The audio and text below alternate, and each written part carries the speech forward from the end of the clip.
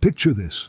You're standing in the sweltering heat of an ancient Egyptian mortuary temple, the air thick with incense and the weight of eternity.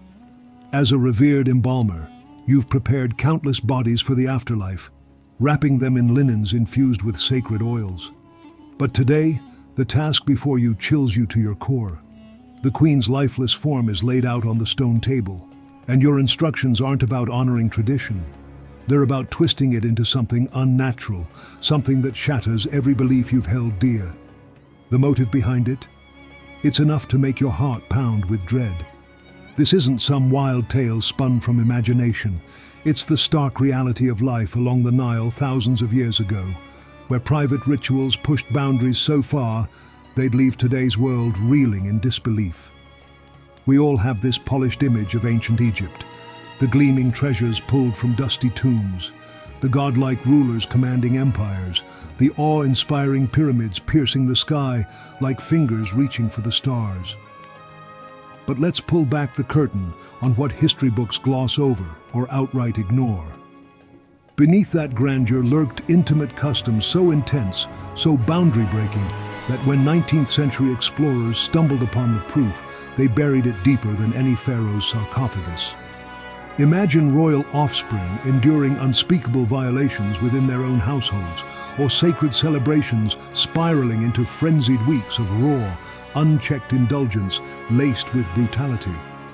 What I'm revealing here will flip your understanding of this iconic empire upside down, because the raw facts about their private lives were so unsettling that global institutions conspired to keep them under wraps for generations.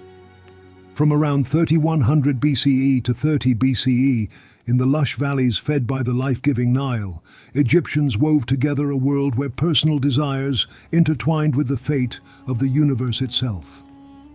This wasn't mere recreation or simple devotion. It was a high-stakes game of harnessing passion to wield influence over nature, secure godly favor, and cement unbreakable power structures. The rulers weren't just mortal leaders, they embodied divinity on earth, their every private encounter seen as a direct link to the river's floods, bountiful fields, and the very endurance of their people. This immense burden drove them to ever more extravagant demonstrations of their sacred vitality, turning bedrooms into battlegrounds for cosmic supremacy. The clues to this hidden world emerge from overlooked carvings on temple walls that visitors rush past, fragile scrolls detailing acts too bold for exhibit halls, and digs that prudish scholars of the past swept under the rug. Back in the 1800s, when diggers first unearthed vivid depictions of raw encounters in burial chambers and shrines, the shock was palpable. They shattered artifacts on the spot or stashed them in secret vaults, far from prying eyes. In Egyptian eyes, the spark of desire was nothing less than the pulse of creation. Each moment of closeness echoed a holy rite, every peak of ecstasy a whisper to the heavens, every embrace a plea for divine intervention. This mindset blurred all lines, merging the altar with the intimate space, duty with delight, until they were one and the same. Yet this exalted view of passion carried a shadow that grew darker with time. Young ones in privileged circles were ensnared in a web that viewed their innocence as a commodity for spiritual ends. Household servants endured relentless exploitation, framed not as cruelty, but as a pious obligation. And when disasters struck, droughts parching the land or yields withering, the responses grew frantic, veering into realms of desperation and force that echoed through the ages. The breakthrough that peeled away layers of mystery didn't come from a flashy tomb raid, but from meticulous lab work in 1925. As experts pored over the preserved remains of a famed young ruler, they spotted an anomaly that sent ripples through the field. His private anatomy had vanished, not eroded by time or mishandled, but expertly excised with surgical finesse right around the time of his passing, as if part of the ritual send-off. This wasn't isolated. Further scans and studies on other elite burials unveiled a chilling trend. Several leaders and high-born figures bore marks of deliberate alterations, some fully severed, others augmented with inserted elements that hinted at efforts to perfect or enhance for eternity. the most gut-wrenching find surfaced in the resting place of a forgotten heir from a pivotal era. Not only were parts absent, but the scars screamed that the procedure happened while breath still filled his lungs. Bone and flesh analysis painted a picture of intentional sacred surgery, not vengeance or mishap. Suddenly, cryptic lines in old writings clicked into place. Talk of refining the departed for flawless existence beyond. Guidelines for reshaping forms to align with eternal roles. Directives ensuring the spirit's seamless journey. The questions exploded. If they tampered with the deceased like this, what did it reveal about their views on the body and desire in life? Were these changes confined to the grave, or did they mirror rituals inflicted on the breathing? But the real scandal, how those early modern uncoverers didn't just overlook it, they orchestrated a blackout. Confronted with bold carvings or proof of these modifications, they didn't document. They erased, scrubbing records and sequestering finds to shield delicate sensibilities. For more than 100 years, the full scope of these customs stayed shrouded, not by pharaonic enigmas, but by the era's rigid morals that recoiled from the unvarnished truth staring back from the sands. Those absent pieces from royal wrappings were merely the tip of a vast icy pyramid. The framework governing Egyptian desires was a towering structure of control, dictating every whisper of intimacy from cradle to crypt. At its peak stood the god kings, whose prowess in private mattered as much as their conquests on the battlefield. Failure here could spell doom for the realm, inviting famine or flood. Just below, the elite and holy men strained under the weight of expectation, channeling their energies into lavish shows of fidelity to prove their place in the divine order. And at the base, the vulnerable underclass, including the young and enslaved, whose suffering was woven into the fabric of faith, deemed essential rather than exploitable. For those born into power's embrace, childhood was no sanctuary of play and wonder. It was a forge for future roles that demanded everything, body and soul. Historical records paint vivid scenes of noble clans offering their littlest ones to sacred halls, where initiation began far too soon. These youngsters, barely past their earliest steps, absorbed lessons in arts of connection that stripped away their autonomy, teaching them their forms were vessels for higher powers. The regimen was relentless and unforgiving, mastering intricate forms, sustaining focus through prolonged rites, and numbing personal feelings to serve as flawless tools. Ancient healing scrolls lay bare the wreckage on tender frames, lifelong scars from stretched limits, halted development from diets crafted to preserve youthful allure, and tragic ends from wounds that festered or tore within. This torment spilled beyond cloistered walls into the opulent homes of the affluent, where captive youths were traded like fine wares, their worth pegged to freshness, beauty, and skill. Contracts etched in clay or ink formalized these transactions, turning lives into assets for gratification without a shred of remorse. The mental scars ran even deeper, etching patterns that echoed through lifetimes.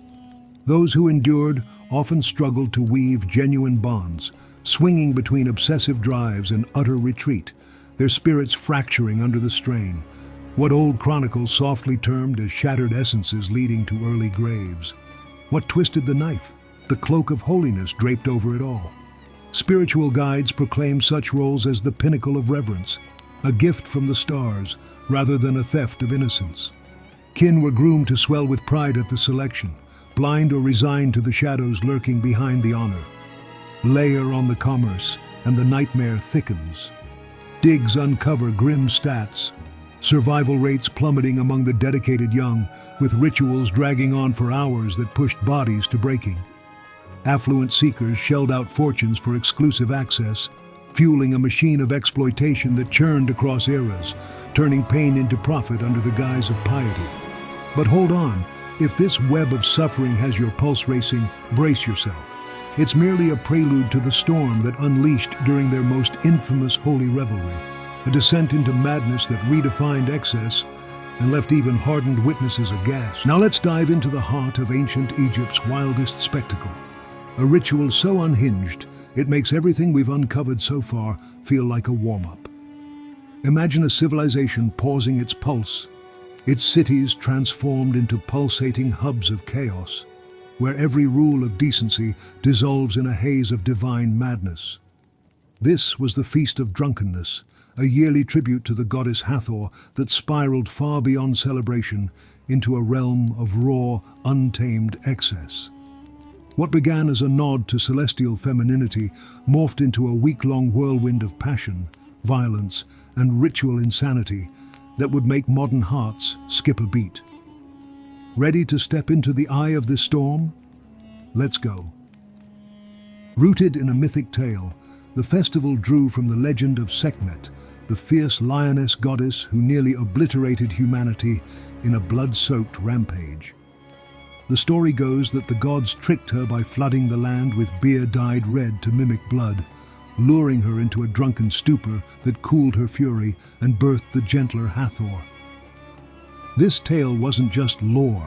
It set the stage for an annual event where every Egyptian was urged to drown themselves in drink, believing they'd become vessels for the divine, unbound by mortal limits. But this wasn't about sipping a pint and singing hymns. The brew, laced with lotus-derived psychedelics and other potent herbs, didn't just loosen tongues. It shattered inhibitions, sparked visions, and turned crowds into conduits for otherworldly forces. When the festival kicked off, Egypt as they knew it ceased to exist. Social order, gone. Public squares became stages for unchecked acts between masters and servants. Wives left their homes to roam with bands of revelers, swept up in the fervor. Children, brace yourself, weren't spared, often witnessing or even being pulled into the explicit chaos swirling around them. For 7 days and nights, cities thrummed with a feverish pulse as groups stormed streets, bursting into homes to drag others into the madness. Texts from the time describe scenes that hit like a punch. Frenzied mobs engaging in group acts, framed as sacred communion, men vying in drunken contests of endurance, and violence weaving through it all. Bites, scratches, and wounds worn like badges of godly favor. The carnage was staggering. Some collapsed from internal injuries born of brutal encounters. Others were crushed in the crush of bodies flooding narrow alleys. Priests, ever the architects of meaning, spun it all as holy. Every act, no matter how savage, was divine will. Abuse became worship, bloodshed a sacrifice, violation a blessing. Foreign travelers like Mesopotamian envoys watched in horror, scribbling accounts that branded Egypt as a polished empire hiding a barbaric soul. Some nations even banned their diplomats from attending, fearing they'd be tainted, or worse, by the spectacle. The aftermath was a wreckage of its own kind. Many woke with no memory of their actions, only to face the gut-wrenching truth of their deeds, marks on their bodies, whispers of their roles in the chaos. Families splintered as loved ones grappled with betrayals committed under the festival's spell. Children born months later carried a stigma, labeled as products of divine possession rather than human bonds. Economically, the cost was brutal. Fields lay fallow, trade stalled, and governance ground to a halt as the nation drowned in its sacred binge. Yet the pharaohs saw it as a necessary toll, a cosmic transaction to keep the gods appeased and the social order intact by offering this fleeting window to unleash rebellion before snapping back to rigid control. Archaeological finds back up the madness. Temple digs reveal chambers built for group rituals, their layouts hinting at acts both violent and degrading. These spaces, paired with ancient accounts, paint a picture of a society that didn't just tolerate this frenzy. They engineered it, believing it stitched their world to the divine. But as Egypt's star began to wane, this very excess became a fault line, cracking under the weight of new rulers and shifting values. What happens when an empire's sacred chaos collides with outsiders who see it as sheer depravity? That's where we're headed next. As Egypt's golden age dimmed, the arrival of foreign powers, first Greeks, then Romans, ignited a clash that would unravel its sacred sexual tapestry. The Ptolemaic dynasty, Greek rulers perched atop Egypt's throne, found themselves caught in a cultural tug-of-war. To rule, they had to embrace the rituals that defined their subjects' faith, but their Mediterranean roots recoiled at the raw intensity of Egypt's traditions. Picture Cleopatra I, a queen navigating a tightrope, trying to tame the feast of drunkenness without enraging the priests who saw it as the heartbeat of cosmic order. Her reforms, shortening the festival, curbing its public excesses, sparked a backlash. Clerics warned that tampering with the gods' rites invited floods, defeats, or famine, pointing to every hiccup in the realm as proof of divine wrath. By the time Cleopatra III took the stage, the tension was a powder keg. She faced a brutal dilemma: appease the Egyptian faithful while keeping Rome, whose influence was creeping ever closer, from branding her kingdom as a moral abyss. Her fix was a sleight of hand: private, scaled-down versions of the festivals for the priests, while presenting a polished facade to Roman eyes. It was a half-measure that pleased no one. The devout cried betrayal. The Romans saw hypocrisy.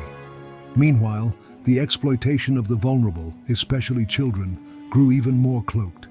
Hidden chambers became grim havens for rituals now shielded from foreign scrutiny, with young slaves trafficked in greater numbers to satisfy a desperate elite clinging to tradition. Then came 30 BCE, and Rome's iron grip closed tight. Augustus, fresh from conquering Egypt, was appalled by what his legions found in the temples: artifacts and texts glorifying practices he deemed obscene. His response was swift and merciless. Explicit carvings were smashed, sacred scrolls torched, and priests who clung to old ways faced execution. But Rome didn't stop at suppression. They waged a campaign to erase Egypt's intimate legacy entirely. Temple walls were stripped of provocative reliefs, architectural features designed for ritual acts were buried or repurposed, and the very memory of these practices was meant to vanish. The children ensnared in this system faced the bleakest fate. Conditioned for sacred service, many couldn't adjust to a world where their purpose was nullified. Roman records hint at heartbreaking ends. Some took their own lives, unable to navigate a society that no longer valued their trained roles. Those who survived carried scars that rippled through generations, embedding patterns of trauma that lingered in secret cults and underground networks, defying Rome's decrees. Yet the final twist came centuries later, when Victorian archaeologists stumbled into this buried world. Their era's prim sensibilities couldn't stomach the truth. Take Giovanni Belzoni in 1817, plastering over vivid tomb paintings rather than documenting their explicit scenes. Or Flinders Petrie, who admitted to torching scrolls and shattering statues too indecent for his pen. Museums followed suit, locking away thousands of artifacts, over 2,800 in the British Museum alone, labeled vaguely as miscellaneous to deter curious eyes. Even today, institutions like the Met in New York gatekeep original artworks, offering only sanitized replicas to the public. Academic journals shunned the topic, and as late as 2019, discoveries of explicit papyri were quietly shelved to avoid controversy. This centuries-long blackout has left us with a polished, incomplete picture of Egypt, a civilization of art and power stripped of its raw, complex humanity. The reality is messier, darker, and far more compelling. For 3,000 years, Egypt wove desire into its divine framework, using it to shape faith, control society, and justify horrors that hid behind holy veils. These truths, locked away by shame and fear, remind us how easily devotion can twist into domination when intimacy becomes a tool of power. If this journey into Egypt's hidden depths has gripped you, there's more waiting. Click the video on your screen now to uncover another lost chapter of history's shadows. And if you're as hooked as I am on these forgotten tales, hit subscribe so we can keep digging together. The past has voices, and they're screaming to be heard.